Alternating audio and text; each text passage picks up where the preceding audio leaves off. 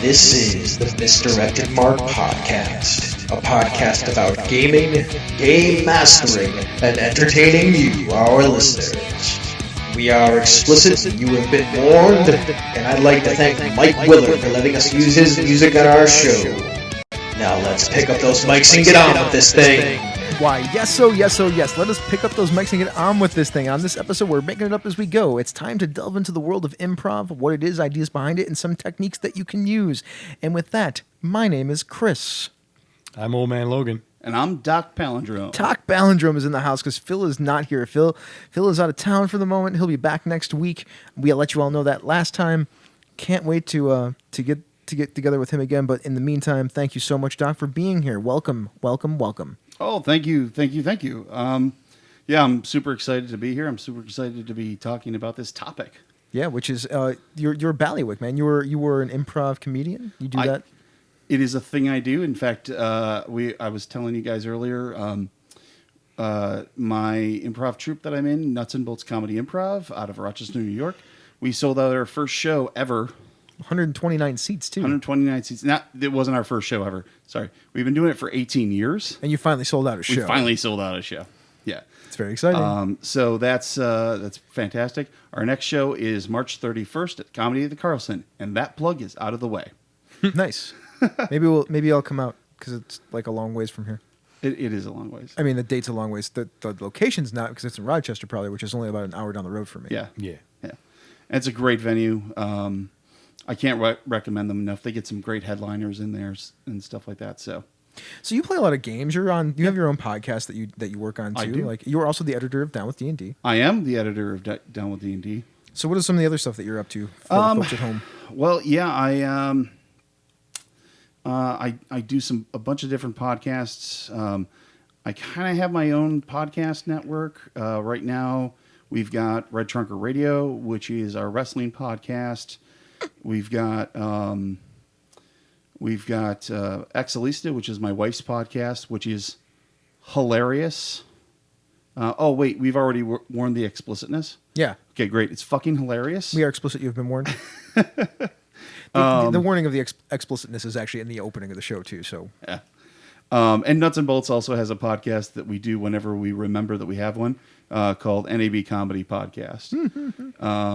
So some of those names and stuff might be changing. We're going through some changes right now. We're building a new network basically. Nice. So, but that's been a lot of fun, and I've been playing lots and lots of games lately. So, I'm running an X-Crawl game, which you guys talked about last week. We did. And I'm running a Savage Rifts game online. Nice. Savage Worlds Rifts, fantastic. It looks like an awesome game. I have a bunch of it, so. It's a lot of fun. It's a really cool take on riffs. You know, if you've played the old Palladium riffs and you're like, but how do you translate all these things? You just do. Like you just kind of, oh, well, what is this supposed to do? What is a Cosmo Knight supposed to do? You just do it. So, and then I'm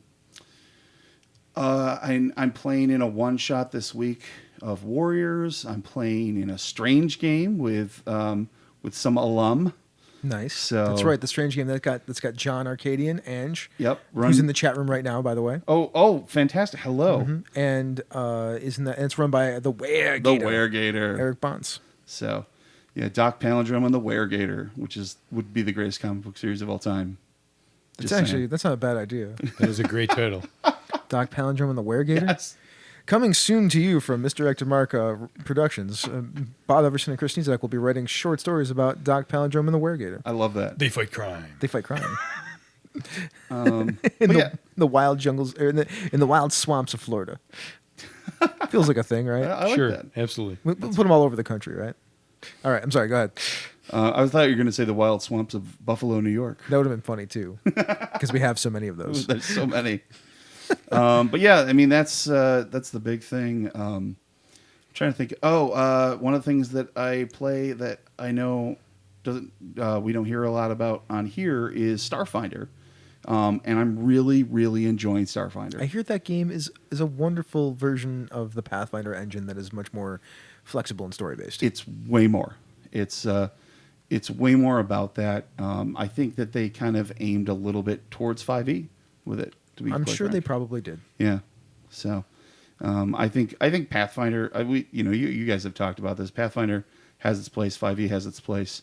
But it's nice to see something that has a familiarity, but has some very different things. Best version of a Jedi that I've ever seen in a game. Really? The Solarian. I love the Solarian. My Solarian's name is Theta Beam Jack. And if you get that reference, What's up, Beta Ray Bill? So is your weapon like a giant hammer? it is a magic golden hammer. Of course it is. He's a giant dragon type dude with golden skin, and I get to talk like Thor the whole time. And I'm super good. Nice. I'm a pretty really, really good guy. Nice. Which is annoying to the other like freebooters that are in the Oh, party. because there's a good guy and a bunch of freebooters. Yep. So it's like being in book, but with powers. There you go. It's Someone distract the paladin while we steal from this guy. that is a thing that has happened already, and we've played 3 games. Yeah, it's been a lot of fun. The game master wanted to do a Guardians of the Galaxy type thing, so Yeah. we're having a lot of fun with that. Nice. And I recommend anybody that wants to try it out, like sit down for a one shot or something like that. So, but that's it with me. Hey, old man Logan, Hey. what's going on with you? So It's funny. I didn't even say what's going on. So good job. yeah, I am currently awake, which is a trick when you're at the beginning of the night shift, everybody's favorite. Working on the night shift. Yeah, so I am about to start day 3 tonight. Sunday, Monday, Tuesday. Day 4 at midnight. Yeah, anywho, they all blend together. Trust me. They all So blend dealing with together. that, yay. Black Panther on Sunday. No spoilers. So good. Go see it. It's a great So film. good. It was So really much good. fun. It was really So much fun. fantastic. I got my copy of Thunderstone Quest today from the Kickstarter. That is in the box at home that I need to crack open while I'm trying to work tonight. Right? Take a look at that, and that needs to get played because I paid $100 for it, and and I have to play it now. Does it got like a campaign mode? It's got a whole bunch of stuff. Well, good. I haven't looked at it in a while, but all I know is that based on the Kickstarter and all the stuff that I was going to get for free with the base game, I was thinking it was well worth because I have the original Thunderstone game, and it was quite enjoyable. So looking forward to that. And I almost forgot. I just added it to my notes before I started this bit. I sat down. I've watched one episode of Black Mirror since I've heard about it prior to the other night, and because it was there and somebody else had talked about it, I watched season 4, episode 1, which is the USS Callister, and this is an hour and 48 minutes.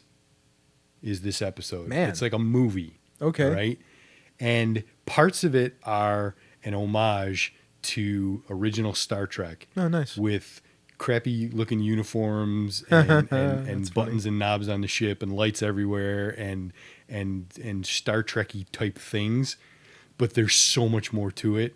It is so good. I highly recommend this episode. If you watch nothing else of Black Mirror is like a modern version of Twilight Zone, where weird shit is happening, and someone's going to eventually get their comeuppance for something that they did. This episode, season 4, episode 1, the USS Callister, watch it. Highly entertaining. All of season 4, Yeah. it blew me away. Yeah, I will probably go back and start watching from season 1 again because binge watch on Netflix. And hey, night shift. So I have time for those kind of things. Mm-hmm. But that's me. Chris, what's going on, man? So I watched I didn't watch. Well, I did watch. I finished watching Altered Carbon. Man, is it really good. I love that show, Good show. quite a bit. Like, it's been one of the more enjoyable things I've watched on Netflix for sure. I played the Dresden Files with the Wednesday evening podcast All Stars on Wednesday night, and that was a bunch of fun. That game is always a ton of fun to play. And we got into a fight with we're being chased around by Jinn these days, and it sucks. I was in a car that got flipped, and a couple of times, so that was brutal. I also saw Black Panther, so good. I am working on Part-Time God's second edition, so that just got announced today. So that's out there in the world now. I've been writing a lot of that. In fact, Phil was supposed to be writing a lot of it too, but I'm almost done with his parts too, because he broke his arm. So I've very much enjoyed writing on that. There's a lot of new mechanics in it that make it very different from first edition. It's using the karma system that's from Ninja Crusade from the folks over at Third Eye Games. It's a Aloy's system. I like karma a lot better for part-time gods. It's got a cool thing called territory. So the territory is actually like a sort of board gaming kind of aspect that you play with. Like you put the map, this board down is like a 10 by 10 grid, and that's the territory that the gods are living in. And the locations get marked on there, and then moving around town actually costs time and wealth and things like that. So you have these couple of resources that kind of work in there, and I got to design a bunch of that stuff, or help design a bunch of that stuff. So I'm really looking forward to Part-Time Gods, and if for all of you who know, like, I got to be one of the primary designers on Part-Time Gods of Fate. So and I love modern fantasy, so this is right in my wheelhouse of things that I like to design. And because Phil broke his arm, I'm getting to write the story trick section. So I get to write a lot of the stuff like how to utilize all these things to craft story, which makes me really happy. So there you go. That's one of the things I've been doing. Now I'm going to go to announcements, which there's a couple of announcements that I want to throw out there. Like one, the website's broken. If you're listening to this and it's not via a podcast or something, it's because I can't get it to you yet. So a couple days ago, the website went down, and I've been trying to figure out what was wrong with it. And I finally found out what was wrong with it. What is it? MySQL, because I always say it backwards. MySQL. There are file structures that are inside of that. Apparently, we got hacked by somebody in Czechoslovakia or the Czech Republic, and they tried to piggyback something off of our website, and it broke the file structure.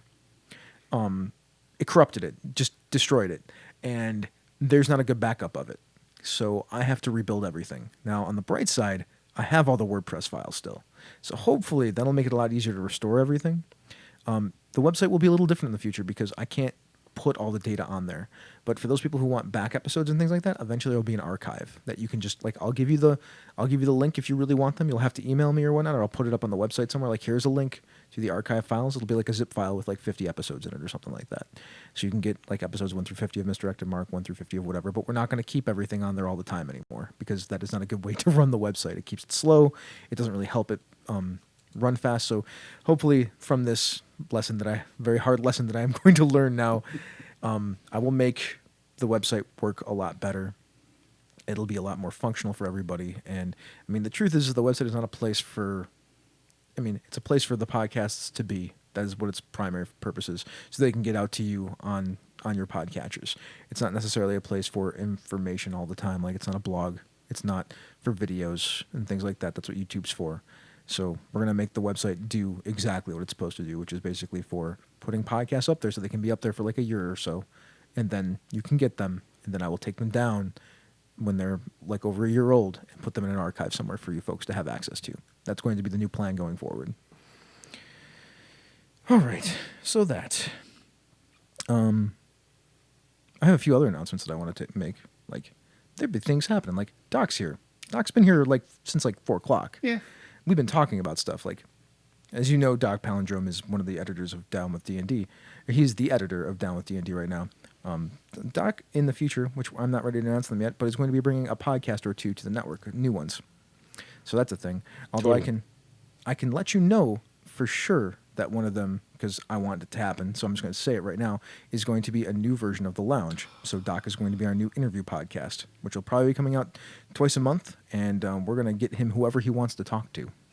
That's going to be a thing, because I miss having an interview show on the network. I've been getting my lounge voice ready. Oh, yeah. Yeah, you have. You obviously have been. So that's a thing. Hey, real quick, are you Doc Palindrome of Kingdom of Loathing fame?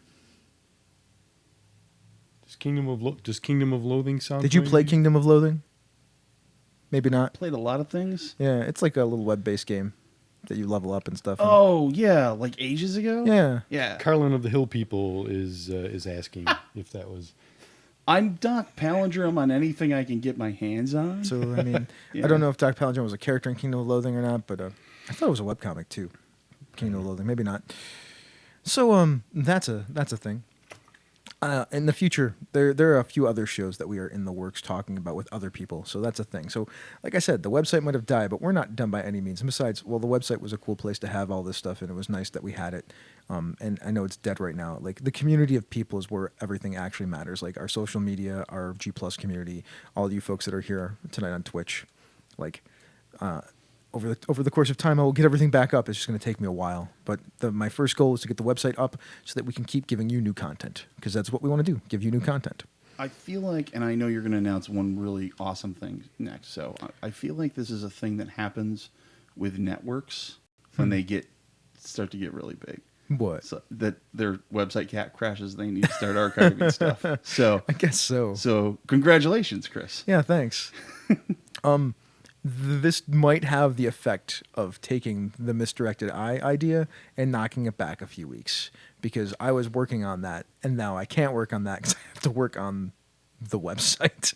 So it might not be 301. It might be like episode 303 or 304 that we start doing that. So sorry, everybody. Like I'm really excited about doing Misdirected Eye, basically the new game room. Yep. It'll be a thing that happens. It's definitely coming.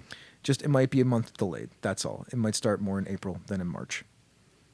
Which is when my birthday is, just saying. Another March kid. Yay. Oh, no, April. Oh, never mind.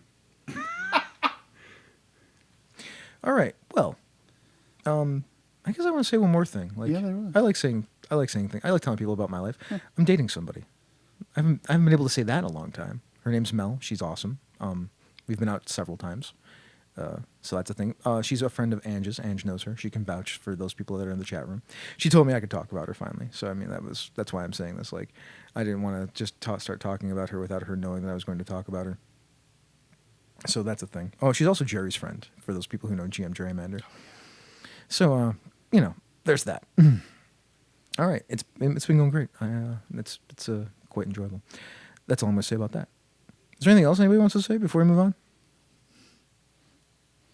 Cool. No, it's weird. Phil's not here. I feel like we're moving at like breakneck pace. All right, we're going to head over to the workshop now and talk about improvisation in games. Workshop, play better games. Don't suck, damn it. We're going to learn how to improvise. You're going to be able to do awesome, amazing, cool things now. You're going to be able to come up with it off the top of your head. Oh my God, we're going to do improvisation in a workshop. Don't suck. Don't suck. Okay. So, hey man, Doc, you're here. We're talking about improv at the game table. So where do you want to start? I mean, we should start where we always start with, which is with a definition, but we're going to talk about tips, tricks, ways that you can improvise, and a bunch of the concepts that are the higher level stuff and the middle level stuff that you know for all of us. Yeah. So I am going to start with a definition since I'm sitting in the Phil seat. I also do a halfway decent metal voice, but I can't talk for like an hour after that, so I decided not to offer that one up. So, but who knows? Maybe in the after show. So finding the definition of improv, I found it in the Webster's dictionary. I didn't go to dictionary.com or anything cheesy like that. Of relating to or being improvisation, and especially an improvised comedy routine. Seems pretty straightforward. Something made up is also another way to say that. Mm-hmm. I like this next definition a lot. This was me. Nice. It's a good definition. Yeah. To tell a story without prior knowledge as to what the story will be. And I really thought about like what is it I do when I get up on stage and the audience yells, "You're a fireman." Okay. I'm going to tell a story about being a fireman. That's pretty much what improvisation is to me. Yeah. Especially at the game table. It's a bunch of people getting together, right? And improvising a story. Absolutely. Yeah. So they have rules and things like that, but essentially we're just, improvising a story. Now, speaking of rules. Ah, interesting. It's almost like I did that on purpose. Now that I've made a mention about a transition or a segue, we can now do the segue. Woohoo, segs. Jokes are flying already. So I actually wanted to talk a little bit about this. I decided as I was doing research, I was like, I wonder if I can find like pre-established rules on improv. And I did. And every list was radically different. I found the 5 rules of improv, the 8 rules of improv, up to the 21 rules of improv, which seemed like way more rules than I needed. Well, I have you here, so why don't you give me the Doc Palindrome rules of improv? Absolutely am. And I distilled it down to a very manageable number, based on advice given by the late, great Mark Grunwald, Okay. my favorite comic book writer of all time, who said rules, as in comedy, should come in threes. Okay. So, What's rule number 1 then? rule number 1 is to be honest. Don't try to be someone funny or can't read from that far away, or feel like you need to create some persona. Be who you are. Perhaps you will go into a character, but feel that that character is part of you, and it will seem true. Trying to be funny can be the antithesis of being funny, whereas trying to be serious can often trigger humor in audience brains.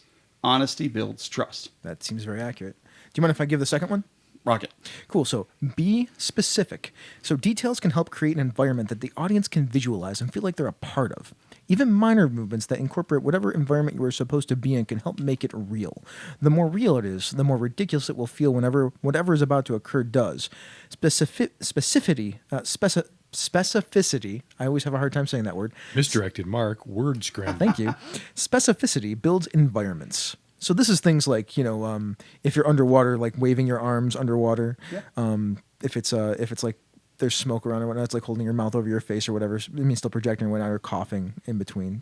Things like that, right? Can I throw out an example? Sure, hit me. So on Saturday when we sold out our show, we do a game called Story Die, where the host points to everybody and we tell a story one at a time, and then if we flub it up, as you and I both have done so far, the audience yells "die" and then chooses the way we die. Oh, fantastic! So I was the second or third one to go out, and the audience yells "die," and how does he die? He drowns. Well, how do you drown on stage? There's no water or anything like that. So I pretended that the water was coming up and going over my head, and then I just kind of floated around for a little while before eventually settling on the ground. There you go. And one of the audience members afterwards was like, "I could see that water." I'm like, "Thank you." There you go. You won. You might have lost the game, but you won the game. And, well, yes, Yeah. I felt like I won. Yeah, there you felt go. like a winner. Felt like a winner. So what is the third rule? So the third rule that I came up with, because rules come in threes, is be open. This is the yes and. This is the part that when you hear people talk about improv, they'll say, "Oh, you have to yes and." Uh-huh. When someone is improvising alongside with offer, something. oof, I didn't write that copy. no, this is all my copy. This is terrible. The dyslexia is strong with this one. Be open to that offering. So when somebody offers something, be open to that offering. That's actually an improvisational term, is an offering. Even if, and especially if, that offering is antithetical to where you saw it going. That's the second time he's used antithesis too. All right. No always stops the flow of creativity. Open-mindedness builds story, always.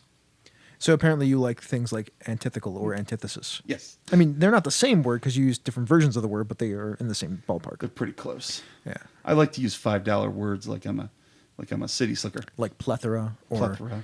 or egotistical. Ooh, That's a good one. Idiosyncratic. Idiosyncratic is a great word. Yeah. So the three rules are: be honest, be specific, be open. And like, if you don't mind, I don't think we have anywhere to talk about the yes and thing in this. We should talk about yes and for Let's a talk second. about it. Yeah, and we'll get into a little bit more of it later. But just on the general, like, yes and is like, I will offer you something. Like, you offered me antithetical, and I just went with it to make another joke about it, right? Like, so we're even with this podcast, it has a script. We're not really a script, but an outline. We're improvising off of it. It's a thing that we do. Like the whole be specific thing. Like, we started there, and then we just started offering examples back and forth. I mean, that's a thing too, right? Like, the minute you throw something out there and someone else adds to it, that you're building. Correct. And that's what it's all about. Yeah, and later we'll talk about some the constraints around that, because there are constraints around that. We'll talk about, in fact, we should probably talk about it right now. The unspoken rule for yes and, which is you need to know when to say no, Yes. because you can't just always yes and. I mean, hopefully you can if everybody's working really well together, because then everybody's offering things within the the creative constraint that we have thrown down. But you still need to know when that is not the thing that you should be doing, Yeah. or when it doesn't actually fulfill or help push along the agenda of whatever's going on. That point does come, and we will discuss it later. So, let's talk about other terms then. What are some other terms that go along with improvisation? You mentioned one of them off already. Yeah, offer. So an offer is any dialogue or action which advances the scene. Offers should be accepted. The yes and thing. An offer might be, if you're in front of an audience, an offer might be the fireman thing, or any sort of gross sex thing that they'll come up with, because they'll come up with all of them. So of course, like we're in a car driving, and I'm like, you better watch out for that truck that's about to spill a bunch of garbage on the ground. Yeah. And I can see it spilling on the ground, and then you would do something with that. Exactly. Yeah. And in a game, it can be exactly that kind of thing, which I know we talk a little bit more. Offerings in games are actually a big thing. Like it's like, in fact, leading questions tend to lead to offerings, which then you need to build upon. Like that is the back and forth between the game master and the players. Like I would say, so tell me why your character, if we're playing Urban Shadows, tell me why your vampire character isn't a monster and doesn't just eat everyone they see. Yeah. And you would say? Because he has some level of decorum. Level of decorum. That's just not what you do. That's okay. Are you kidding me? So then I would be like, so the vampire court in the city is all about, or the vampire court in the world, which you are one of the vampire part of that. They have rules that are based on decorum. Like you only take so much blood a year or a night or whatever, right? Yeah. Only enough to feed, but not enough to be a mass murderer to keep. Is it because they want to keep everything down low, or is it just because that is the way that they behave? That's the way they behave. It's a very noble-esque type thing. See, we just built a thing back and forth. Absolutely. Yeah. And I didn't naysay you or anything. Now, if for some reason we'd already pre-established vampires in the world, and that was not necessarily in line with that, I'd be like, well, why don't we try it a different way, or why don't we do something else? And sometimes you can. I didn't put this in the notes, but sometimes you can judo an offering that gets weird. Judo an offering that gets weird. So I use the term judo a lot for like just misdirecting things.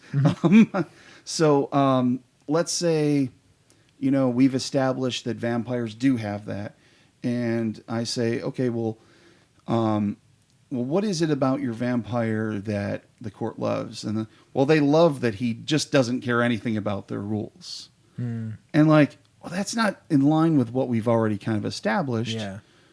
So maybe I would say, now, is it somebody specifically, or, maybe it's sometimes asking further questions can narrow that down into something that you can take as an offer. That's true. I can be like, is that what you think they think about you? Is that what somebody told you? Who told you that? Yeah. Then we can get to the whole like, oh, you had a terrible mentor. Yeah, there you go. Yeah. Now we've established another thing about the world. So then we can bring in another vampire into the story at some point in the future that is like, you're doing all the wrong things. Yeah. Now, are you going to fall in line with the way that we believe it, or this way that your mentor believes it? And now we have a story. Yeah. Well, now we have conflict, right? And that breeds story. That's absolutely right. Yeah.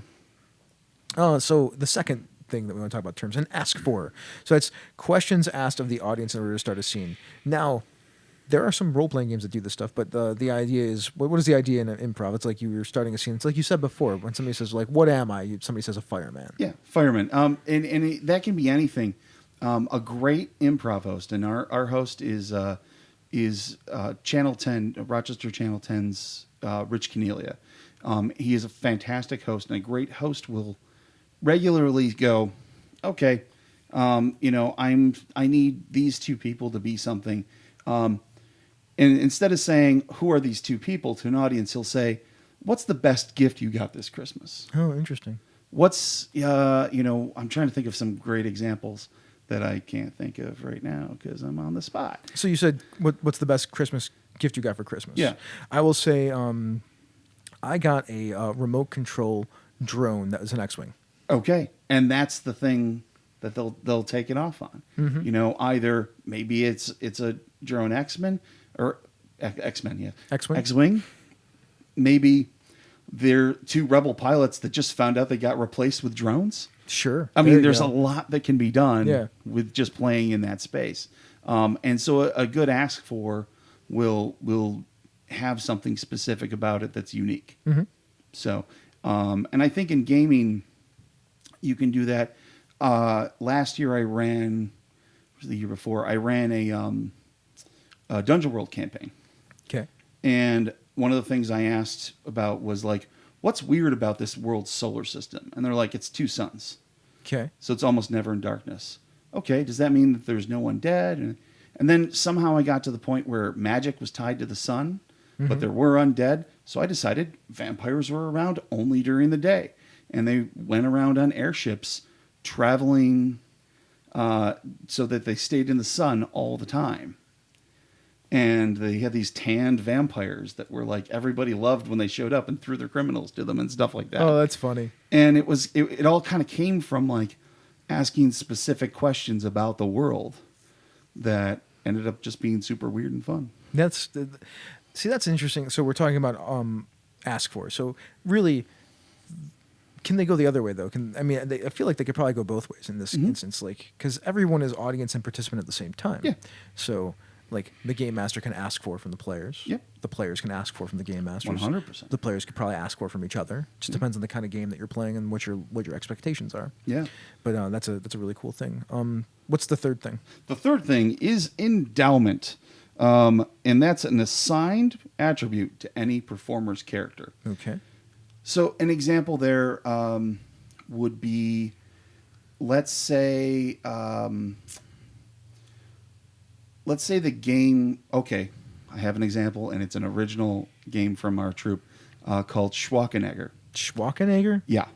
So in this game, two people will get up on stage and begin a scene, and then when the host wants to, he can tell them to do different impressions, either William Shatner, Christopher Walken, or Arnold Schwarzenegger. Ah.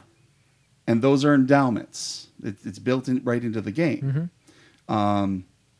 Sometimes an endowment can be a little bit more obtuse, like if you have an audience member up to read from like a specific play. There's a game called Improv Nightmare where the improviser is playing off the play that the audience member is reading. No, interesting. And like doing different things with that. And that's endowing the audience member specifically with like, you're just reading the lines from this play. And sometimes it's a matter of like, oh, you're the director in this scene, and that's built right into the game. So you're the director, you're going to be controlling some aspect of it.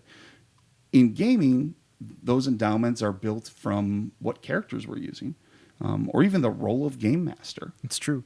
There's actually a game that does kind of what you're talking about with endowing different parts of a scene, people with different powers and parts of a scene. That we had Nathan Paletta on to talk about it. That road game.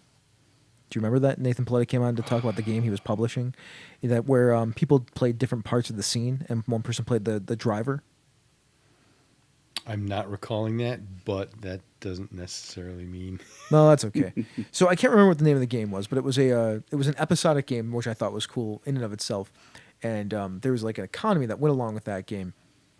And the idea was like there was different aspects to a scene, but people played the aspects of the scene, and they could then advocate for the aspects of the scene with their resources while somebody played the main character. So it had that. It would also be portable to games like Knight Rider if you wanted to play that, because somebody could be Michael Knight, but then somebody could play Kit, but that would switch. Like you'd switch who's playing what every scene. Somebody could play the bad guy, somebody could play the opposition, whatever. Could it have been Trouble for Hire? Trouble for high Hire. octane road adventures Yes. in a post-Western world? That game right there.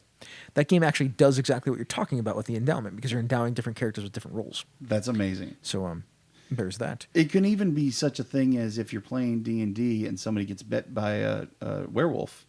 Like You are endowing them. Yeah, so there are mechanical endowments that happen in games. So but improvisationally, like with role playing games, I don't really know too many that you can just do that. Aside from like stuff like that. I have a specific example. Well, let's hear it. And it came to me just the other day, Better Angels. So it's a newer, have you heard about this? Yeah. The name sounds familiar. It's a newer superhero genre game where you play supervillains who have been granted superhuman abilities from demons.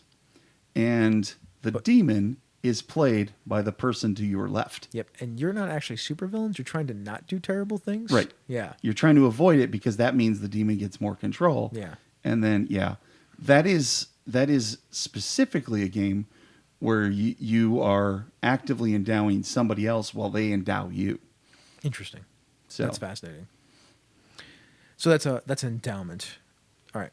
So let's now talk about types of improv performance. Sure. So first one I wanted to talk about was short form. So that's a series of short performances. They're usually developed from games. We've been talking about some of those games already, like Schwarzenegger. Yeah. Like that is a game. You have to be super careful saying that. Yeah, it's the stuff that you see on Whose Line Is It Anyways? Stuff like that, right? Yeah. So that's what short forms are. What? Tell me about another one.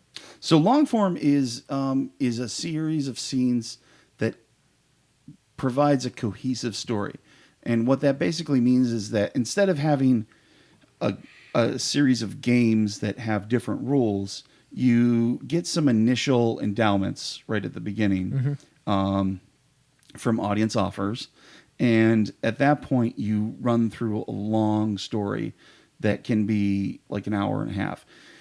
Nuts and bolts, we've worked a little bit with Jiva Comedy Improv in Rochester, and they're known for doing long form.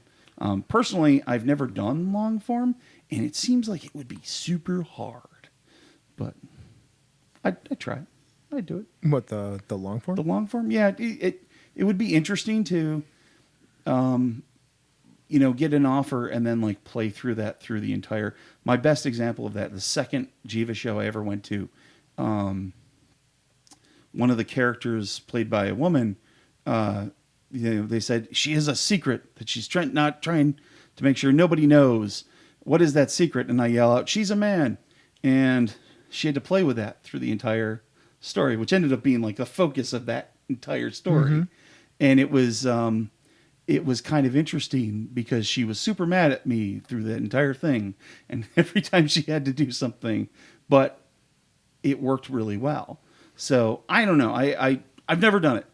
I'd be super nervous doing it.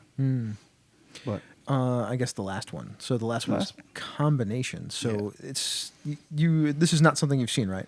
No. And what's interesting about it is, I would love to see it. I'd love to see a long form story that occasionally just breaks out into weird games. But no, nobody's ever done it around here.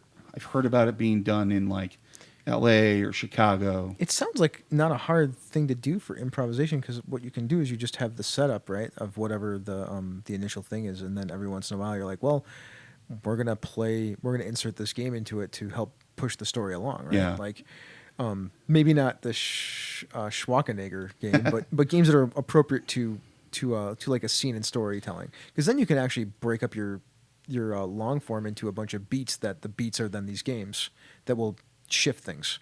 And then you can go back into the more freeform type improv. Now I super want to do this. Now you super want to do this. Because like I'm thinking of one of the games that we've done. It was literally the first game we ever did in January of 2000 when we started doing improv. Was the Ding Game.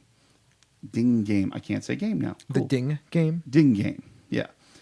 Which is where you start doing a scene, and when somebody gets to a point, the host will hit the bell and say, or not say anything. It's like, oh, it sure is windy out here. Ding. Oh, it sure is snowy out here. Ding. What happened to the weather? It's gone forever. They'll keep going until there's something funny there. And you could insert a game like that into a scene. Just have somebody come out with a bell, and now you're playing the Ding Game. Oh yeah, and as long as everybody knows what it is, you don't even have to announce it to the character, to the audience. You just play the game. I'm so pitching this into the story that's going on. Okay, the Ding Game is Bob's favorite game, right? Put a pin in it. Put a pin in it. Ding. That's a thing. So those are the types of improv performance, and now let's talk about roles in improv performance. Yes. So what are some of the roles in improv performance? So the main. Probably the most well-known role in improv performance is the funny man or the stooge, or the name that I didn't put down here, I thought I did, was Banana Man. I thought you put it down there too. Yeah. It must be farther down. It may be. We'll get to that.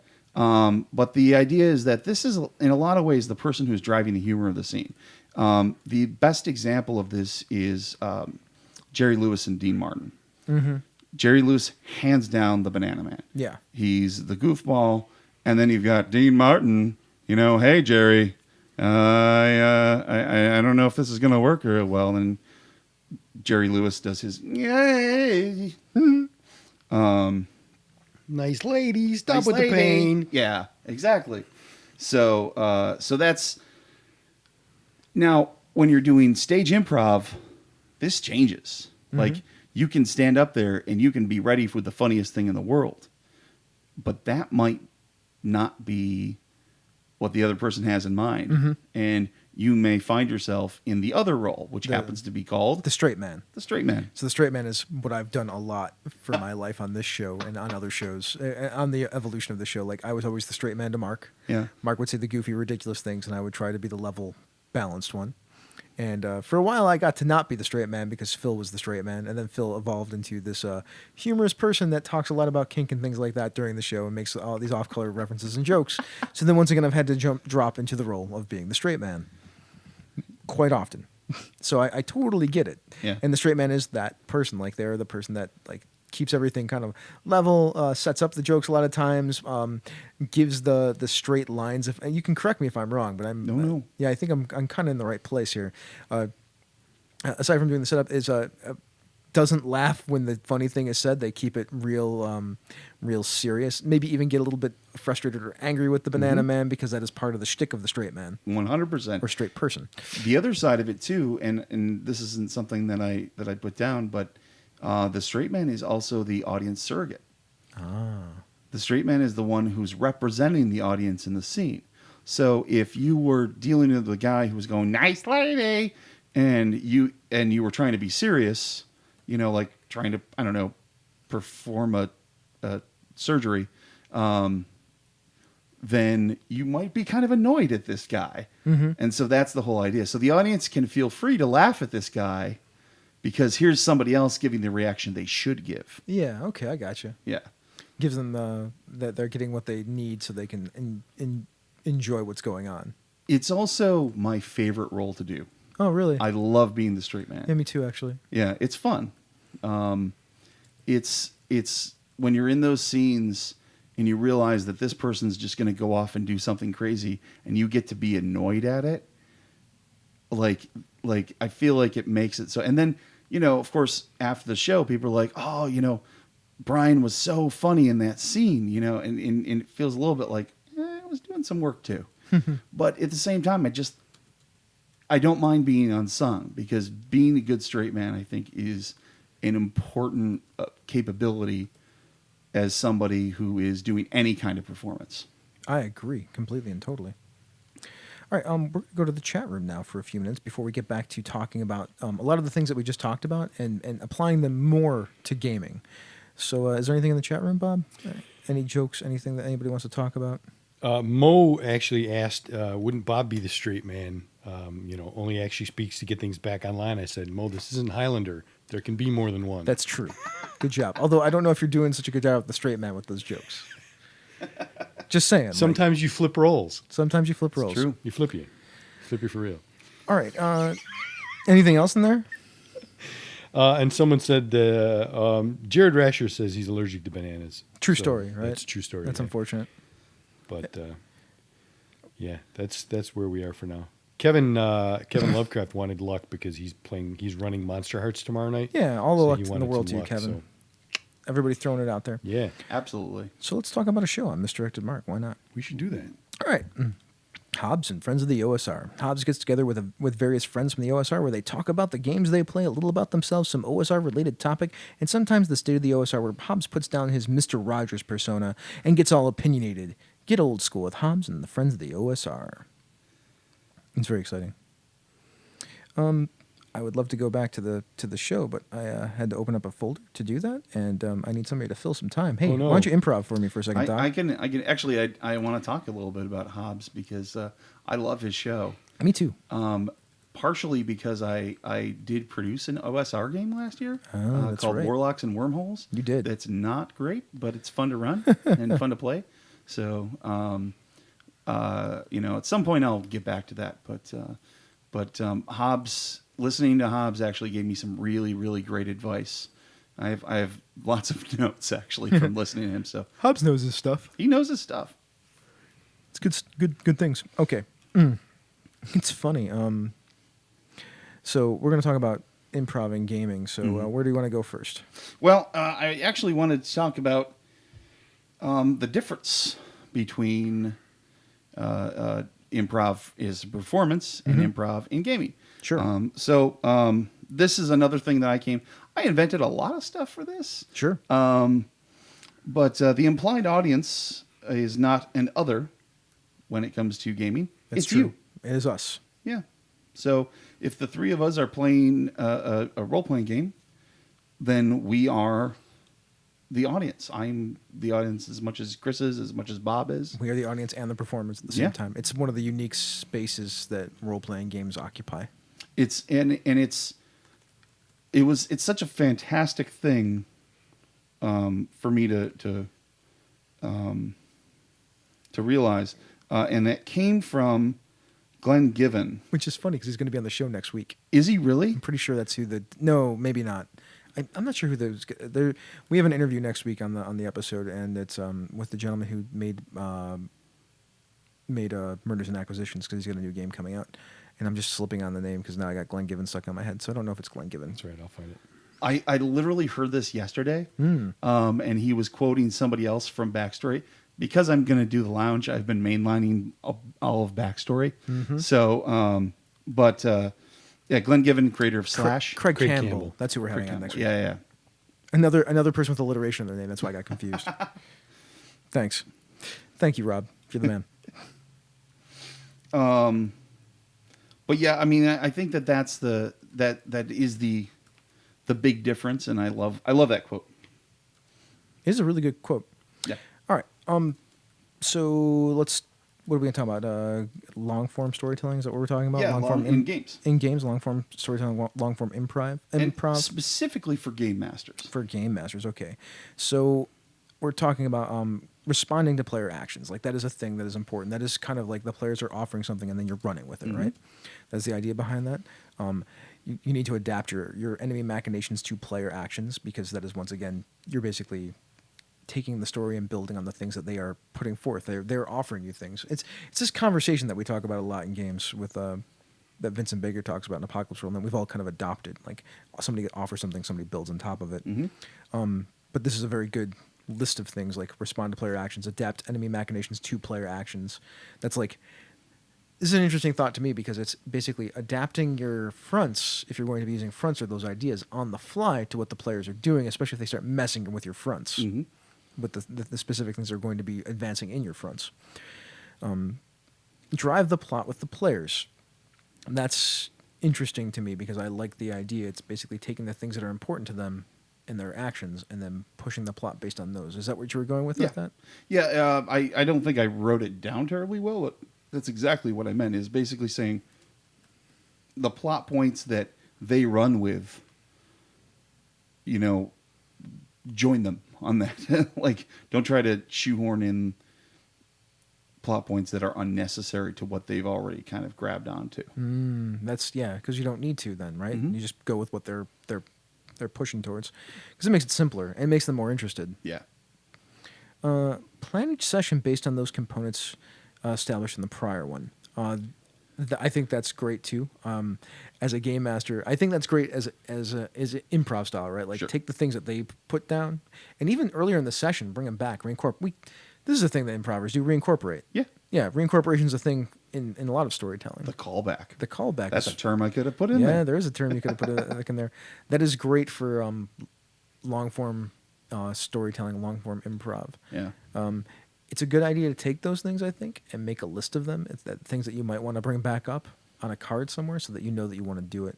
So that way, if you're trying to do this improv style, you're not just putting them into the set pieces or things that you know that are going to happen during the course of the session. They're just the things that you want to bring up at some point in time. In fact, that's why the style works so well for me, because I make lists. Yeah. And I don't necessarily think that X, Y, Z is going to happen. I just have, it'd be neat if these things did happen. And then I try to find ways to make them happen naturally. I actually create a spreadsheet of all of the individuals that could potentially be affected by player actions. And then in each session, I kind of put like 2 or 3 words in there. And then if I need more notes, I actually create a little note that drops out, Nice. or pops out, and then track it that way. Yeah, that wasn't even the last thing that you were talking about, which is create a chart, right? Hey, that is exactly, yeah. Yeah, create the chart. What do you know? So, it's worth talking about this chart. I've done this before. Yeah. It's a chart that has factions, foes, enemies, allies, and track their reactions from session to session. So like, I've done this with Word docs, where I will have will have a line that has like a whatever the thing is, like the place, the person, the thing, and then I'll tab and dash, and then put a note about it, whatever's going on with it, and then if there's more, and then every session, if that person came up or that thing came up or that place came up, if there's something that's different about it, I will change that, so I know exactly where they're kind of fitting into the story. That's exactly what I was talking about. I ran a long-standing Forgotten Realms game back with 3rd to 3.5, I think.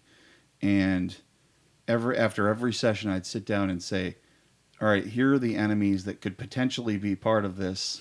How do they feel about what happened? And that game was the one time I ran a fantasy game that I felt like it went really, really well. Yeah, because everything was, they either had plots that they were working towards, or they had reactions to what was going on. So then they could decide, you could decide for them, like, are they going to, and either between sessions or on the fly during play, are they going to go and mess with the player characters, or are they just going to keep doing the thing they were doing? I mean, because that's really the important thing to the player characters. Like, are they going to intervene with the player characters, or are they going to keep doing a thing that will probably lead to a plot that the player characters will have to jump up on at some point? There was a great turning point in that where it was the Zentarum with the main bad guys, and there was a point in that where it wasn't originally a thing I was going to do, but they decided to lure the players into the big Zentarum city and blow it up. Interesting. And it was such a moment of them going, it makes sense. They really want to get rid of us. Yeah. Like, it wasn't like, why are they blowing up a city? Nope. Because they want to, that not why. They know exactly why. Yep. So this is the idea of guided. Like, long form is like more of a guided thing. Like, Yep. you got to do a little bit of planning. This actually jives really well with me in my head to the idea of foundational prep, because foundational prep isn't writing out what's going to happen from. It's not linear adventure design. It is, here's all the stuff. It's more sandboxy, like, and not even sandboxy. Like, you go to place A and things start happening. Yeah. But like sandboxy in the idea that like I have all these elements that I will, when it makes sense for them to come up, or when they should be reacting, or when I need to make something happen, I can make those things happen based on the elements that I have in these lists.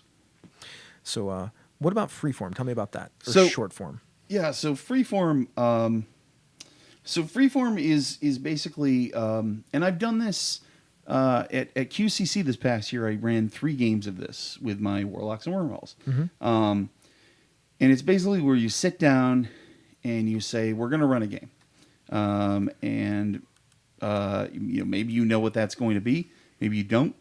Regardless, at that point, the players make characters, or they're handed characters, or whatnot, and then you determine, well, what are you doing? Well, okay, and then you build off of that, and it's good for one shots. I think it specifically mentioned that. Yeah, you did. Okay, good. But it's a way to basically, it's a great exercise to do. It really is. I was really mad at myself for doing 3 sessions of Udvik's Castle and 3 sessions of my game, more 3 sessions of my game, because I was like, that's a lot. Great experience. Nice. Just a great experience overall. So, the thing I'll say about that, though, is that it, there we go. Risks are easier to take. You can say, that's not I blew up a city. But if you're doing a one-shot, you can blow up anything you want to. That's true. What does Senda like to say all the time? One-shots are easier to do because one-shots are temporary. Yes. That's right. There is no lasting consequences to whatever you do in the story that you've told. Because Drive it like you stole it, man. Yeah, as soon as it's over, there's nothing else after. Absolutely. So you can we'll talk about a little bit later. This idea of creative constraint, where like you can say yes and you can do all this improvisational stuff, and then you have to worry about it a lot less because anything that you do will not affect your next session. Yeah. You still have to think about it a little bit because you have to. If you do something crazy in the first hour, you still have to play for the second hour if it's a 2-hour game, or Right. the third hour if it's a 3-hour game. So like there's a pacing thing there, and like you can even ramp up as you go through time how crazy stuff gets and how less constrained you want to be to your box. I think is the best way to describe that. Which we'll describe the. Well, we should talk about the box. We'll talk about it in a little bit. Yeah. What else? I didn't. I just skipped over this. There's my dyslexia. Take all contributions, offerings of the players. Take everything. Yeah, take everything and incorporate it. Yeah. Because why not, right? Yeah. I think elves look like ducks in this universe. Okay. Sure, why not? It's a thing, right? Yeah. I mean, they just have. It's like Howard the Duck. Then. Yeah. I'm going right there. I'm like, so like Howard the Duck. That's That's all right. exactly what I'm saying.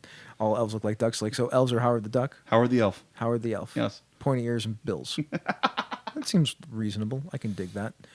But then you can give them other things then too. Like if they're in the water, you're like, oh, they can swim faster. Sure. Right. Like, but they're not really the diving thing. Just like swimming across the surface. Yeah, so and they all instead of- float.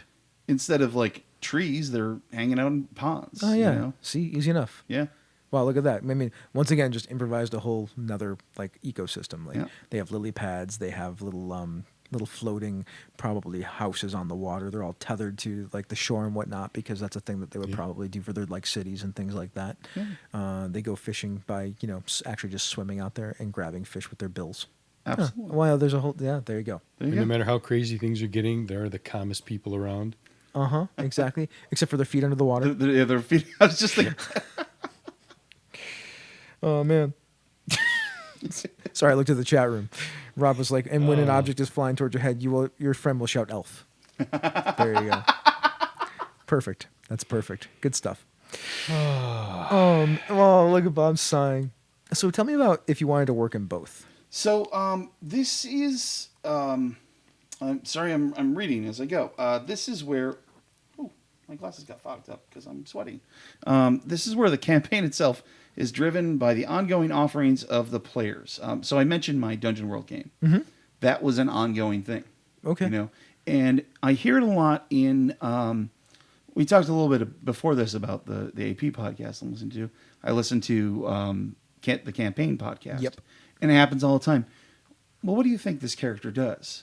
And I feel like a lot of times those players are trying to mess with Cat Cool. Or Cat. Yeah, Cat Cool. Is You it were Cat right. Cool? Okay. Her last name's cool. 100%. She's got one of the coolest names in all of podcasting. Katkkhul. Like, fuck yeah. She's not a cool cat. She's Cat Cool. She's Cat Cool, Yeah. right? But I feel like those guys throw the craziest stuff they can at her, Yes. and then she just rolls with it. Yep. And I think that's part of what I was thinking of with this is like, you take in those offerings and you roll with it, and your world becomes weirder or more interesting, or maybe even sometimes more mundane. Mm-hmm. We're playing a Dungeon World campaign, and you're like, well, what is it that you have to eat? Oh, I like burritos, microwave burritos. Oh. So now you're establishing, not only are there burritos here, there's microwaves. Yep. Like, okay. So now our world has microwaves and burritos. So that Yep. means a certain technology level. It means a certain kind of food, especially processed food, right? Yeah. So now we have to figure out that stuff all exists. Yeah. We don't have to define it or anything like that, but we know it's out there. Yeah, that's cool. I could dig that. That happened in your Dungeon World game? That didn't happen in my Oh, Dungeon World. it'd be game. funny if it did. That would have been amazing if that did. I might have said no at that point. Or I might have been like, maybe not microwaves, but magical microwaves. The similar thing that did happen, though, is that I'm not going to get too into this because it got a little weird and uncomfortable. Now it got a little weird and I uncomfortable. mean, but I was talking about the day vampires showing up at this place that was day for 9 days in a row. Uh-huh. And I said, well, what's the reaction to this? Because I had already described that there were people excited about it. And they said, well, there's these conspiracy guys that just sell steaks for the first few days. That's awkward. Beforehand. And so then the players decided to hit up one of them and sell steaks for them. And that became a thing where they were trying to hoist these steaks off. But we we also established that most people were excited. So they're trying to sell these things that most people don't want to them. And the means by which they did so got a little strange.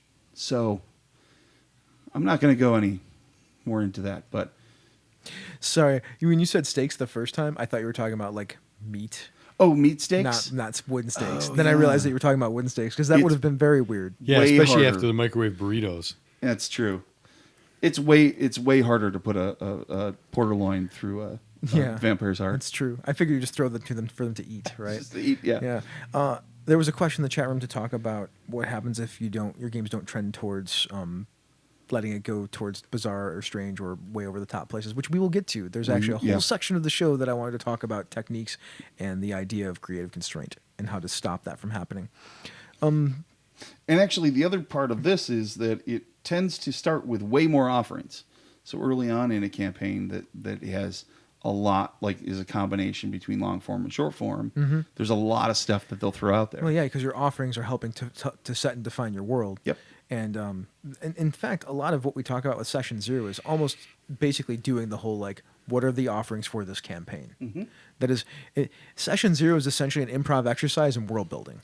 100%. That's exactly what your Session Yeah. Zero is, and that's I mean, when we talk about, we'll talk about it later, but we'll get into it about constraint and how to set your constraints and what to do about that.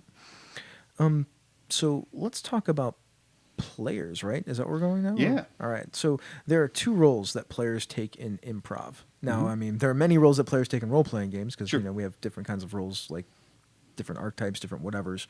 But in improv, there's the main and the secondary role. Yep. So what are they exactly? So it's not. It's a little bit different than the straight man and the banana man. And I'm sorry. Who was it, Jared? That's allergic to bananas. I keep saying it. And we will also say the straight person or the banana person. Yeah. Yes. But in that regard, it's similar but dissimilar at the same time. Okay. And what that tends to be is, especially when you're playing with players that maybe you don't know real well, there might be somebody that kind of their personality pushes forward. Sure. And they're going to be the one that that pushes a lot of the story forward. Sometimes for their own ends, sometimes for the story ends. Depends on what they want to do. The secondary role that other players fall into are the ones kind of reacting to this player's actions. Okay. And one of the things that I actually, and again, I'm glancing down at my notes, but one of the things is as you're running a game, it's important to allow people the opportunity to switch those roles, like give those openings. Yeah. I actually think of it as being so it's harder, but really what we're talking about here is spotlighting. Yeah. Because if we're spotlighting somebody, especially in certain games, Sword Without Master is a perfect game for this because whoever's got the dice is the spotlight and they're the main. And everybody else can struggle around them. They're allowed to struggle and describe things around them to help enhance the scene, but they have no control. Yeah. So anything that they say doesn't really matter. I mean, it matters because it helps flesh out the scene and the sequence, but it's not until the person rolls the dice and what their choices are that actually matter because they're the main. So there's actually a mechanical representation of how to actually define these two roles, I think. And even I didn't really start thinking a lot about that specifically until in the last week I've read One Last Job. There which, there was a leader for each of those stories. Ah, there you go. Thank you, Senda. Sorry, Queen Senda. Queen Senda. Yes, the queen of the chat room. So I think we kind of went off script here a little bit. Well, we did go a little off script. I mean, when we're talking about main and secondary, you're talking about, the secondary and you're in improv is the anchor. Yeah. They're the one who keeps things on track. 100%. Yeah. And somebody mentioned that earlier in the chat room too. It's a great. Sometimes the anchor is also referred to as the person in the group that's not funny. So that happens sometimes. One of the jokes that I always tell about Nuts and Bolts right now is been around for 18 years, and right now, if you asked any given person in the troupe who the anchor was, they would say themselves, which is the best place you can be in with an improv troupe. Oh, that's good. Because if you think you're the worst performer in it, everybody's really good. But But as far as like gaming goes, having that anchor, having that person who is able to kind of ground things, like let's say the guy who's grabbing that spotlight wants to go off and do crazy things. Mm-hmm. Then you know maybe that person can, you know, or if it's you and you're seeing somebody grab the spotlight, maybe you can help ground things. Maybe you can help the game master kind of get back on track. Yeah. It's an important role for a player to take. It really is. Yeah, because I don't know if this is one of the things that really lets. I mean, it lends itself well to improv gaming, but it is definitely this idea of the anchor and whoever's whoever's being the comedian at that point in time, the stooge. Like, we see that in gaming, but that doesn't, like, the point of improv comedy is to make people laugh, right? The point of role-playing games is to drive story forward, I think, right? Exactly. So we have two different goals. Yeah. So the main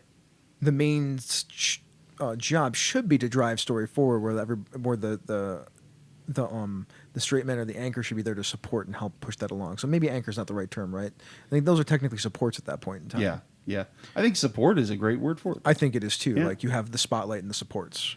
Now, let me throw this one out there. Sure. I'm going to ask you a question. Absolutely. Would it be expected that players who fall into these roles remain that way through the entire game? No, because I think it's the game master's responsibility to spotlight different people, but then everybody who's not being spotlighted should understand that they should be supporting. What a heck, freaking Fiasco does this, because without a game master, it just uses the mechanics to spotlight a player. Like, they get to choose whether they're going to resolve or set the scene sequence, and oftentimes when you do that, you do not have to be the spotlight at that point in time, but generally you often are. You end up narrating a sequence or a scene where you are generally in the scene, and then you were the spotlight, and the people that you put in it with there are the supports, and they're all playing together to see what happens to help you resolve the scene that you created. Yep. So that's an interesting way to look at it. You know what else does this? Microscope. Microscope. This, when you get into the actual sequences, the scenes of role playing, not just the defining the timeline, right? I think even with defining the timeline, because there's a lot of like, here's this one individual who's kind of leading it, and the other people kind of are yes-anding as they go along. It's true, but doesn't everybody? And it switches because it's whoever's defining the timeline. Yeah. Yep. At a specific point in time. So Interesting. It's a fascinating discussion in here about the roles that players play in games in general and how they stray really close, because basically when we're in a sequence, when we're in a scene in a role-playing game, we're just improving. Yeah. Like, it's an improv exercise a lot of times. absolutely. Especially for a lot of the audience. And it doesn't really matter what game you're playing. If it's an interaction scene or even like a combat scene, like, you have mechanics that surround it, but we don't know what's going to happen. We're just using those mechanics to promote the scene, or to push the scene forward, to see what happens, how to resolve it. It's really interesting. Like, obviously, you can all tell I haven't really thought about it in this way. We got a little into the weeds here in the conversation. That's okay. The other thing I actually want to throw out there too is I think that it's a worthwhile conversation to talk about what the responsibility of the player is on that side. Sure, let's do that. So if you were the spotlight, what do you think the responsibility is? I think the responsibility at that point is to not let things go too crazy. Let me back up. I think the main responsibility is to drive forward the scene in a way that engages other people. Yes. I would add on to that, drive forward the scene in the way that pushes towards the scene's resolution. Sure. Yep. Yeah. And not necessarily quickly, and not to explore certain other elements that you want to explore in the scene, but everything that you do will either raise a question, answer a question, or push towards the resolution of the conflict. Yeah, absolutely. So let's raise conflicts and resolve them, raise questions, answer them, things like that. And I also think that the responsibility is on you to avoid being selfish about it. Sure. Improvisation is the least selfish form of theater I've ever been a part of. Okay. There has to be give and take. There has to be the handoff. There has to be. I mean, that's why you do it in troops. I've never seen a solo improviser, but I mean, I feel like I'm good. So let's talk about the game master then. Yeah. What's the game master's role? I think the game master's role is to provide the environment. What is the game master's character? Ooh. I mean, the game master's character is the world at large. Yeah. Yeah. So I mean, they're actually doing a lot of the same things that the support players should be doing with their characters. Yeah. Except they're doing it from the environment and from the and from all the NPCs. And they often, because a lot of the players spotlight and supports together tend to be working together. Like the game master's job is more often to provide conflict. Yeah. In the form of the environment and the characters Absolutely. that they have control over.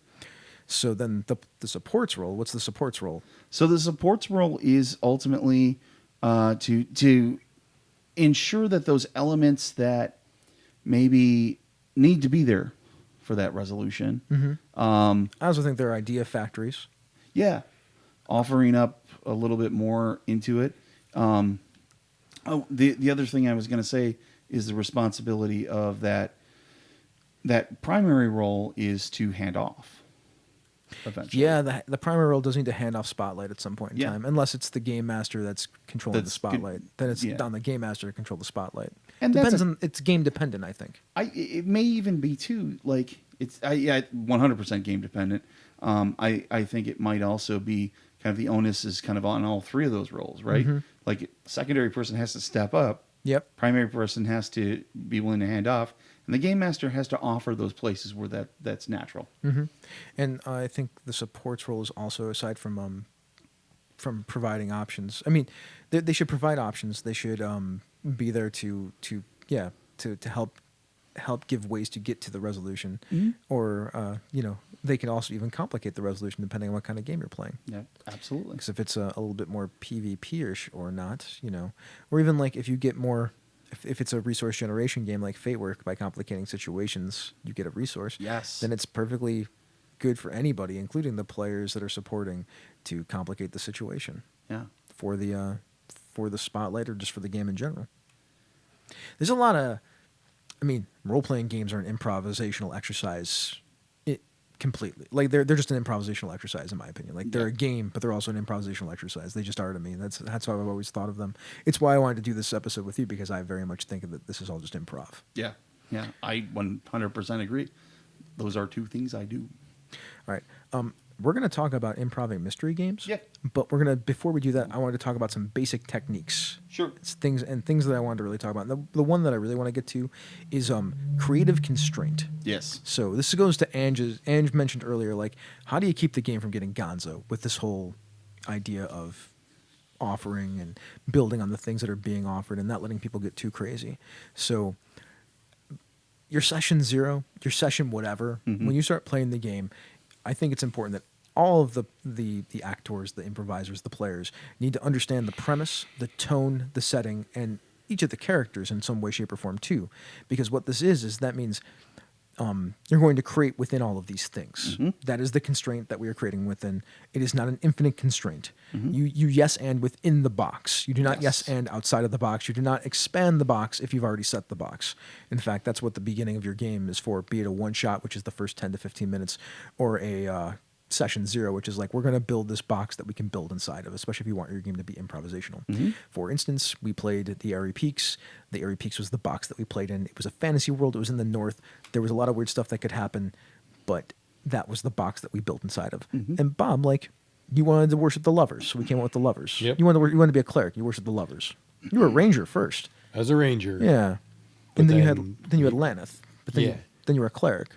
Yeah, I took one of my advancement moves was take a move from another playbook. And I took the one cleric move, and therefore said, my own faith in the elven gods, the lovers, Which you made up. which I made up, and it was perfectly within the fantasy constraints that we had Correct. we had built. And it built another thing on top of that, because it helped us establish the dead gods. Because we had already established dead gods, that means there were new gods. And the lovers were part of the new gods. Yep. So, you built right around it. Yeah. Right? Like, that was the thing. Phil built his character Core. Core. Yeah, but I thought it wasn't Core. It was something else. Why can I not remember his name? Oh, Corin. Corin the Corin the Hungry. Corin the Hungry into Corin the Cold. Yep. Based on what happened through play. Like Yeah. we improvised a lot of stuff through play, including things like dead gods showing up, and then we had the Queen of Hoarfrost and Woe, and then he's like, I want to be more closer to that thing, so he built and improvised, and we worked together through the story to have through storytelling to have him eventually be this avatar of cold and an agent of the Queen of Hoarfrost and Woe. So I mean, like, that is he didn't go outside of that though. Like, he built within.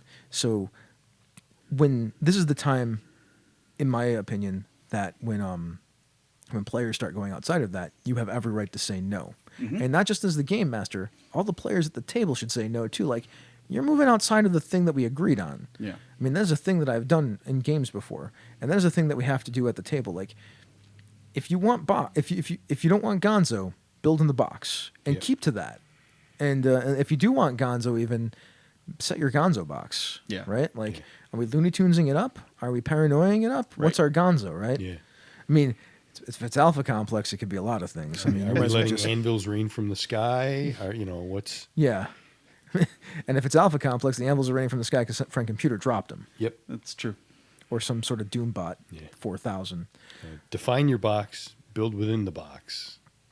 Yes, that is the way that you build, that you can do all this yes anding stuff and not have it get crazy, because that gives you the space to, as we said before, to say no. Yep. Do you have anything else you want to say about that? Well, yeah, it's when you're doing improv performance, and like, let's say we brought in someone new, the rule would be always yes and.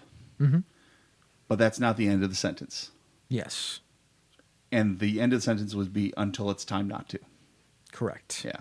And again, you don't always have to say no, because that stops things. You can work off of that. You can work off of a weird thing. You don't want microwave burritos in your game. Well, then what is this? How are we going to call this? What are we going to call this really? Like, if you want food that shows up fast and is heated up quickly, well, maybe it's an elemental. Is there some kind of tie to the elemental plane of fire? Sure, why not? Okay, Yeah, that is a way that you can go with it. yeah. Although there's really nothing. It's, yeah. Rob just said it. It's no but, Yeah, or let's try another way. 100%. Yeah, that's a perfectly good way. Of course, to do Rob said that. Of course he did. You could also just not have that. Like, fast food's not a thing in our world. Yeah, We don't, and look at everybody else. Unless everybody else, if 4 out of 5 people don't want it, yeah. then you probably just shouldn't have it. Like, don't be mad about that. Like, if you've pre-established sort of like where the box is, then play within the box. There's nothing wrong with changing the box after the fact. Sure. There's nothing wrong with pushing it to the sides of the box, but like, it's a group activity, group effort, and we are trying to make everyone at the table have a good time. That's part of the point. There you go. We kind of covered like when to say no. Yeah. That's another one of these basic techniques. Yeah. It's basically when you're violating the premise that you've, or the character concepts. That's the thing. Like, if somebody offers you something or puts an attribute on you that you don't want, you can say no. Like, that is a thing, people. I'm going to throw a unique skill out there for improvisers, and we're all gamers, and this goes for performers, improv performers, and gamers as well. The first filter that no should go through is your own. Mm-hmm. So know when to say no to yourself, Yeah. because I come up with some weird shit, Me too. and sometimes I'm like, yeah, I'm not going to throw this offering out there. I'm gonna hold on to this one. Mm-hmm. So maybe I'll write it down, use it something else. Another one of the basic techniques I wanted to talk about was know when to close. This is supremely important, and sometimes this is where I think game masters and players can get away from stuff. Yeah. Now, I have been guilty of trying to close way too fast. Mhm. Like, I will burn through scenes because I'm a pace guy. Mhm. But you play with Tom Flanagan from the Knights of the Night, and he really likes letting players chew on the scenery. And there's nothing wrong with that as long as something is happening. But there have been times where I will stop a scene that is in the middle of being played out and be like, what is the point? Yeah. And not in a mean way, like, what is the purpose? Like, what are you going for? Yeah, where are we going? Yeah. Are we doing character development? Are we trying to get to a thing where you're going to show something about your character that we don't know? Are we going to come up with a new conflict? Are we going to raise a question? We're going to answer a question about something that's been previously raised. Like, those are the things that run through my head. There's a whole bunch of them that have to do with beat structure, with either it's an upbeat beat, a downbeat. Are we taking the upbeat and turning it into a downbeat? Where's the switch? And it's funny, I haven't talked too much about the role of a host with improv comedy, but that is an important role. It's kind of like the game master's role, but the most important skill that person can have is finding the button line. When that line happens, it may not be the best laugh that you get in the entire scene, but it's the right place to have the last laugh. There you go. Scene. Right. Yeah. And that ends it. Yeah. And if you're doing drama or you're doing action, then those are different things, right? That the button's a different thing. Yeah. Drama, it's when either a thing is resolved, or another question is raised. Right? If you watch soap operas, you'll see it all the time. But he's my father. Dun, dun, dun. Yeah. Move on to the next thing, right? Then we cut away, right? Or there's the kiss at the end of the scene because you're like, I love you too, and I love you too. And then they start kissing because we should always talk about kissing in role-playing games. And then they move on to another scene, right? Like it feels like it's resolved there. Now, maybe that will raise some other questions like, now what do they do? But we can do that when we start the next scene with them in it. 100%. Yeah. One of my MOs as a game master is to close the book when the button line happens, especially if it's from a player. Because I'm like, now it's my computer. We're done. Nice. That's it. Let me talk about experience now. Oh, there you go. And they're like, but wait a minute, there's more. Nope. Nope, next time. Next time. That'll make you want to come back next time. And you can actually do that at the end of scenes. Like you just tap the table or whatever. Like find whatever your symbolic thing is that sounds like the scene is over for you. Because then you can do it for all of your scenes and all of your sequences in a bit of a way. And then you can have your computer be the one that finishes the last one. I always like to quote a great Muppet by saying, moving right along. There you go. We already kind of talked about know when to be a support and know when to switch between being the straight man or the when to be the support, when to be the spotlight. Yeah. So, I mean, those are sort of like my basic techniques. I think the last thing I want to talk about is this thing called the unicorn, which is the unicorn, the improv mystery RPG. And most of us here will be like, but you can totally improv a mystery. So why don't you tell us about this? Like this is your thing. What's the deal with the improv mystery RPG? Oh, the improv mystery. So it's a thing that I'm told all the time. I've been playing role-playing games, let's see, since I was 7. I'm almost 43. That's a lot of years. I can't do math. I know it's like 35, 36 years. Wow, that is a long time. So I've been told a lot of times that you can't just run a mystery and not know where it's going. And I've run some very successful mysteries that I've built, and I built in the clues, and I built in the beats that are going to happen and figure out what clues are red herrings and that kind of thing. But I've done it a couple times where I basically, instead of knowing where I was going, I said, I'm only going to offer clues. I'm going to offer, here's a pile of clues at the first few sessions, maybe for a while, just offering these clues that seem to have, like in my head, I'm not putting a resolution out there. Mm-hmm. And then this magical thing starts to happen, like a unicorn, where the players will start to put them together. Yes. It's almost like human beings are amazing pattern matchers. Yes. And then you say, oh, well, maybe this one. And like the best example was I ran a Mage the Ascension game back in the 90s because everybody ran those in the 90s. And I did that. I threw everything out there. I played D&D. Not everybody. I threw everything out there. And the patterns that came up were very different from what I expected. Mm-hmm. I mean, there were elements that I put a lot of time into that just were completely ignored. But at the same time, when we got to the point where they defeated the final enemy, and I shouldn't really mention that it ended up being M. Bison from Street Fighter, but I just did. So, Well, that's perfectly fine. when I started running the game, I owned 2 White Wolf games.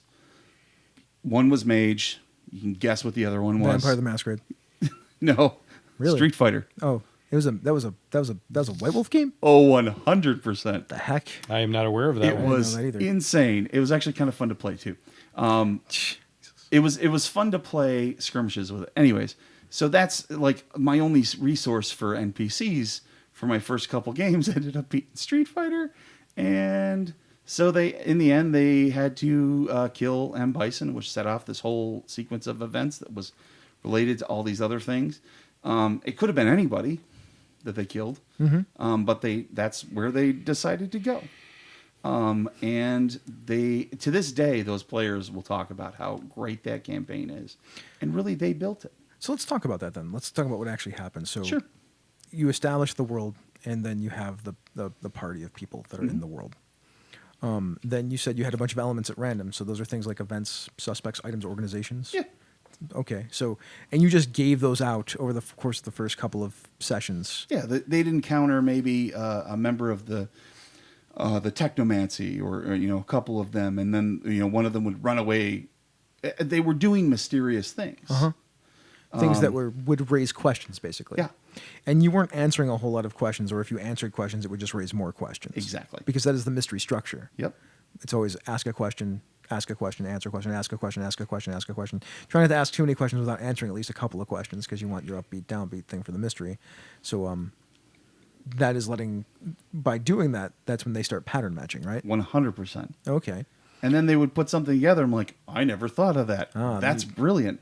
Then you put I'm some not notes going to down. tell you I didn't think of it, though. Yeah. I did not. So really what you did, you started with, you have all these elements, you start laying them all out. They start getting funneled into fewer and fewer options. Yep. And then at the end of those fewer and fewer options, eventually you pick one that they've sort of like driven towards, and that is the answer to the mystery. Actually, they totally picked it. Yeah, eventually they pick it, and you're just Yeah. like, yes, I like that one. Yep. That's good. All right. And then they feel like they came up with the thing. Yeah. So that way you have very few with no red herrings. Oh, well, I mean, there are always the stuff that they didn't pick up on.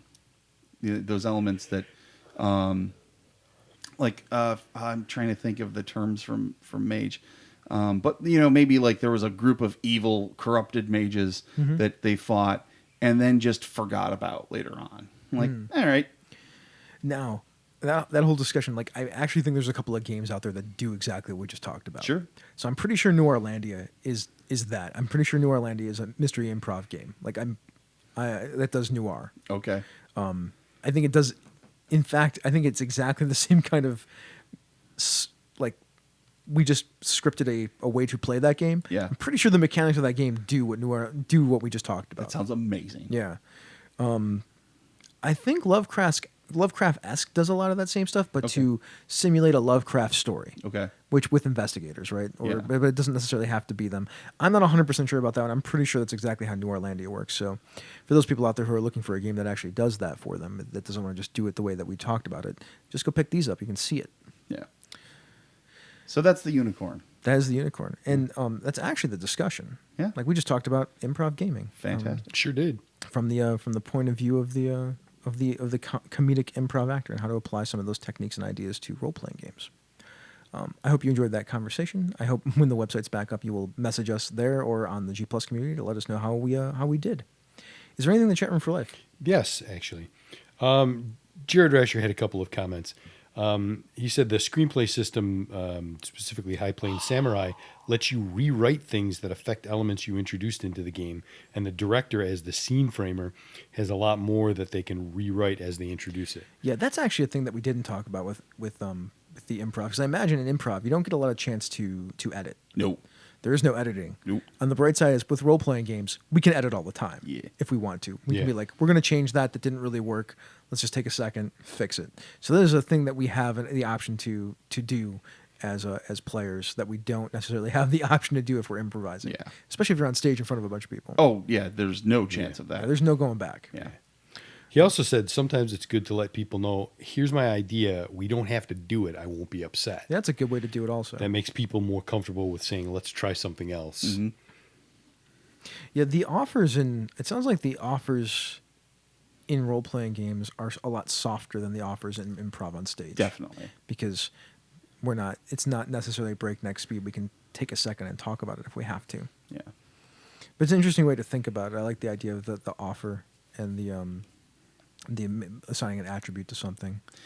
I also think in role-playing games, you're going to say no a lot more often than you're going to say than you would on stage. Well, yeah. But I think it's important for game masters and players to have that idea that, like, what's the value of saying yes to this thing? Weigh it a little bit, you know? I've played with those game masters that, like, I think maybe my character has blue hair. No, you don't have blue hair. Why not? You have brown hair like all elves in my world have. That is their box. Guess what? Today I just dyed my hair blue. That's what I think of your box. On the bright side, you could be like, well, you can have blue hair, but that makes you more of an outcast. Is that okay? Yeah, exactly. Like, that's a thing. That's an option. It's completely an option. Anything else? We good? Doing the thing. Moving on. All right, let me do this thing. All right, let's talk about some stuff in the social media depository. In fact, current Kickstarters will be the first thing that we talk about. This is kind of like blowing my mind, and I like it a lot. So, Good Society, a Jane Austen role-playing game, is on Kickstarter right now. I mean, when people hear this, there might only be 4 or 5 days left, but it was looking for like $3,000, and it's got $74,000. So good on them. The young ladies who are the designers, Story Brewers role-playing games. That I'm so happy for them that they got this far through their project. It is not a small chunk of change. It's not a small chunk of change. It's the Jane Austen role-playing game. They're playing it right now in Sasky, so if you want to hear it being played, you can hear it being played. It's pretty solid. Here, real quick. So, Good Society is a collaborative role-playing game that seeks to capture the heart and the countenance of Jane Austen's work. It's a game of balls, estates, sly glances, and turns about the garden, at least on the surface. Underneath this, just as in Austen's own novels, it was a game of social ambition, family obligation, and breathtaking, heart-stopping longing. So there you go. That is the initial read of what that's like. I suggest checking it out and also listening to Sasgeek, part of the Misdirected Mark Network, because they're playing it, and you can hear how character creation works and whatnot right now. It's interesting. I've seen a lot of games get some pretty high Kickstarter numbers lately, and it feels like there's people super interested in this thing that we've all kind of been doing for a long time. Like, what's the Kickstarter that's over 1 million? The Matt Colville's Strongholds and Followers. Yes. Yeah, which we're not going to get a whole bunch of nice streaming games from them. Yeah. Because Matt Colville's pretty hilarious, I hear. Yeah. I've actually never watched Matt Colville on a stream. Nor have I. It's interesting. Actually, the only time I ever watched anything on his was after he hit 1 million. It showed him that. Just watch the video. It's a great response video that he did, and I was like, oh, this makes me more interested in this dude. So. Mm-hmm. All right, JJ Lanza, it's chatter time. How often does your game group rotate GMs? So, what about you? Every week. Every week you rotate. Yes. And I said this on there as a response. It's kind of an anthology with us. So where you might watch, I think of it like comic books because I think about a lot of things like comic books. The story for 1 week would be one game, and then the next week would be a different game with a different GM, and then it might be back to the original one, or we have different availability for people, so it's kind of out of necessity, but it ends up really breaking things up very nicely. Cool. And that means that some people are involved with other games. Now, when we had a transition period and we said, all right, here are the new games that we're going to play, everybody was like, oh, we want to play in that game. So we had to make some tough, we had to make some hard moves there. Where, like I'm there every week. My friends Sean and Keith there are every week, but there's some other people that kind of rotate around. So we we kind of had to adjust things based on that. But it's been working out for well over a year now that way. Better than it did when we used to just wait for people to show up to games. Nice. So, yeah. What about us? What about you? We don't really rotate jams all that often. We have like groups that are dedicated for game masters. Yeah, we've pretty much, for as long as I've been gaming with Phil, more often than not, Phil was the GM, and then every once in a while somebody else would GM for something. Then we had periods where we had multiple games going on. Phil was GMing through the whole thing, and the other game somebody else was GMing. So we didn't have a lot of rotation. Yeah, and right now it's I mean, I run a lot of games. I run most of the games I play in. The Wednesday Evening Podcast All-Stars rotate their game master depending on who's running but we rotate through stories. Like as soon as we're done, somebody's done running 6 or 7 or 8 sessions, then we move on to the next game master running a different story. So that's the only game group that I play in that really rotates, because I guess our Sunday morning game group rotates. Same reason though. Like we do whoever's running the story, whoever's running the game. Yeah. Like we've done Sword Without Master, but that was Phil. Mm-hmm. Now we're playing Sequence. That's me. Mm-hmm. We did Sig, which was Glenn. Yep. So we just rotate it based on the game or the story arc that we're playing. That was but now it's like I have one of the Sunday night slots, and Phil has the other Sunday night slot, and then Phil has the Thursday night game, and I have my Wednesday night game every other week. So I mean, like I don't really rotate around.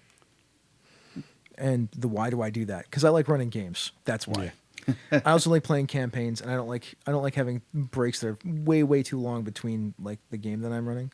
So like, I mean, 2 weeks is even a long time for me. I used to be used to running weekly. So yeah, because it's more continuity for me anyway.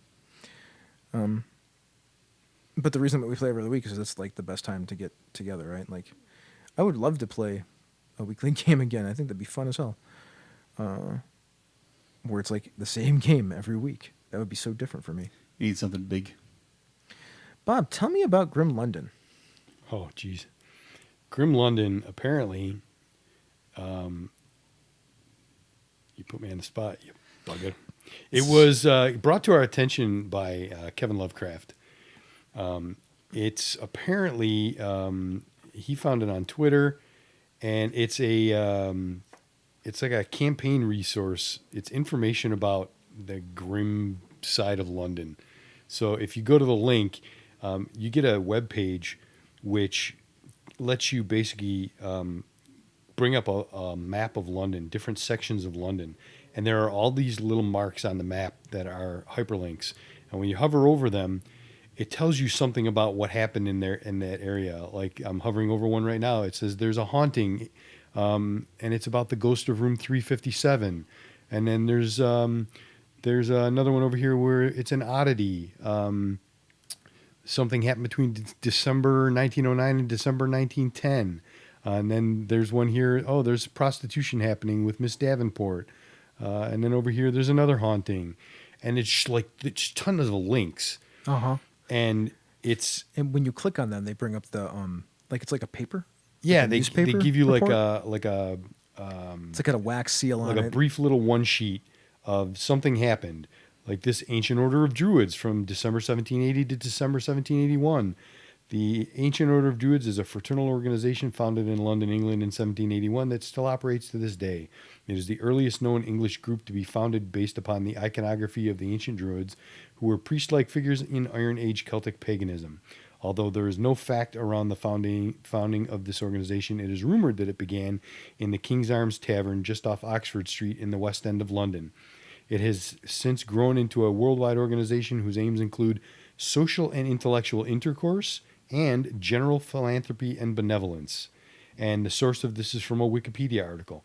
So basically someone went out and searched for all these different odd and different things that happen in London and put them all on a map. It's so cool. I want to play a game that uses all that London stuff. Yeah. To just pick stuff off this map and go. Uh-huh. And even if you don't play something set in London, you pick something off this map and throw it into your Blades in the Dark campaign or whatever. It's That's amazing. A cool resource. It's very amazing. Very cool looking. All right. Well, that's pretty much our show for the evening. That is. We're going to go to the Patreon shoutouts. We're actually going to do the entirety of the Royal Court. These are all the people who are $10 backers for the Patreon. Doc, I forget what you want your moniker to be because you just upped your pledge to get to $10. I will be forever known as the Royal Apothecary. The Royal Apothecary, Doc Palindrome, the Royal Apothecary. Here are the rest of them. Rob Whitaker, the Marshal of Mark. Jared Rasher, the Scribe of MMP. Eileen Barnes, the Duchess of Pandas Talking Games. John Smith, the Duke of the Workshop. Palladian, the Duke of the Darkest Suns. Eric Bontz, the Duke of Gators. Eric Jeppesen, the Lord of Endurance. Stephen Farrell, the Knight of Lairs. Sean Gilgore, the Knight of All Edges. Craig, the Lord of One Name. Merrick Blackman, the Royal D&D Reviewer. GM Gerrymander, the Lord of the After Show. Andy Olson, the Duke of Dimensional Paradox. Brian Kurtz, the Royal Doctor of Physic. Rob Aberzato, the Gauntlet of the Queen. Toby Sennett, the Baron of Britannia. Kevin Lovecraft, the Royal Beard. And Scott Robinson, the Duke of Dice. All right, well, there we go. Actually, we usually do a podcast review. We haven't done one in a very long time. You were talking, we were talking about on the extras people will hear. Switchblade Sisters. Switchblade Sisters. So this is a podcast where April. You forgot her name. I forgot her name because that's what I do. Because I just totally dropped that on you. After. So bad at this game. But she's a journalist and a movie reviewer who talks with different female filmmakers and actors, that kind of thing, about their favorite genre movies. So that would be horror, that would be science fiction. The first episode, which is the one that really got me into it, is Emily Gordon, who is one of the writers and kind of the subject of The Big Sick from last year. Married to Camille Nanjiambi, and oops, wow, I screwed that one up. All right. Her name is April Wolf, by the way. April Wolf. Thank you. Bob's very good about that. And they talk about a movie called Bone Tomahawk, which sounds super weird and messed up, and I kind of love that idea. That is kind of awesome. Super weird and messed up. All right, well, let's go to the closing then. So, everyone, thank you so much for listening. Bob, you wrote yourself in. Yes. Hey, if you're free on Tuesday evenings at 8:45 Eastern, 6:45 the Queen's time, you're welcome. Come join us live on Twitch where you can chat with other listeners in the ever awesome chat room for life and ask us questions. If you cannot make the live show, check out our podcast each week wherever you get your podcasts, and take a listen to some of the other shows on the Misdirected Mark Network, such as Down with D&D, Advantage to Insight, Bone Stone and Obsidian, Panda Stalking Games, Cypher Speak with Darcy and Troy, the Gnome Cast, the Wepas, the Wednesday Evening Podcast All-Stars. Fair enough. The Wednesday Evening Podcast All-Stars, Django Hustle, Django Hustle, and Hobbs and Friends of the OSR. Oh, and the newest member, she's a super geek. That's right.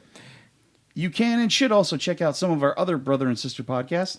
Not She's a Super Geek, The Night to the Night, and the always amazing Gaming and BS. Yeah, Bob gave you that